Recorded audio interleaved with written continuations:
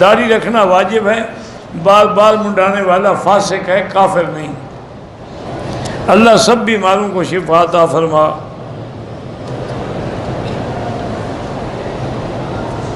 عورت احرام کی حالت میں اپنے بال اکٹھے کر کے باندھ لے اور سر پہ کپڑا کر لے، کوئی حرج نہیں۔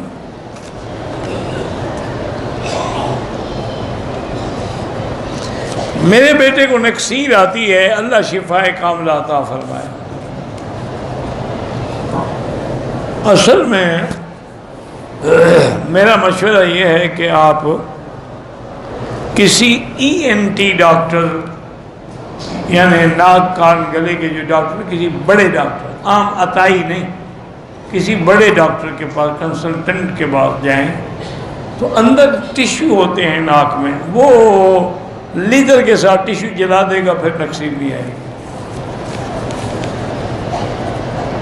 لیکن یہ ہر کسی کا کام نہیں ہے۔ اناڑی ڈاکٹر ہو انسان ناک بھی جل جائے گا، واپس آئیں گے تو آدھا ناک ہوگا آدھا نہیں ہوگا۔ وہ کہے گا میں کیا کروں گی، اندر داغ زیادہ تھا۔ نماز کی وجہ سے پولیس والے نکال دیتے ہیں، اچھی بات، نکال دیں، پھر ابتدا میں شروع کریں دوبارہ۔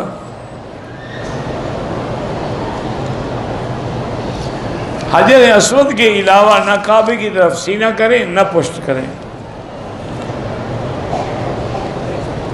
کپڑے سے چہرے کو ڈھانپا، فوراً یاد آئی کوئی دم شم نہیں۔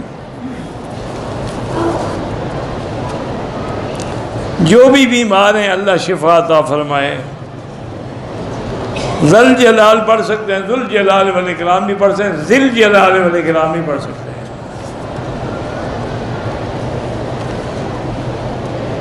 میرا ایک دکاندار شریک ہے، میری غیبت کرتا ہے، اس سے الگ ہو جائیں۔ غیبت تو بہت بڑا، زنا سے بھی بڑا گناہ ہے۔ حرم میں اپنا ہوٹلوں میں جو گوشت ملتا ہے میرے نزدیک اعتبار نہیں ہے۔ خود مرغی لے کے ذبح کریں اگر شوق ہے مرغی کھانے کا۔ طواف کے بعد 2 رکعت واجب کو سنت سمجھ، جو بھی پڑھا تو ہے نا، انشاءاللہ قبول ہے۔ عصر اور مغرب کے درمیان جو طواف کریں تو اس کی نماز مغرب کے بعد پڑھیں۔ 3-4 طواف اکٹھے کریں تو بعد میں 2 رکعت سب کی پڑھیں۔ میری بیٹی کی طبیعت خراب ہے، اللہ شفا عطا فرمائے۔ حاجی اجمل صاحب کوئی ہیں حادثہ، اللہ شفا عطا فرمائے۔ پچھلے 15 سال سے بیمار ہوں، اللہ شفا عطا فرمائے۔ زندہ لوگوں کے لیے آپ طواف اپنے لیے کریں، ان کے لیے دعا کریں۔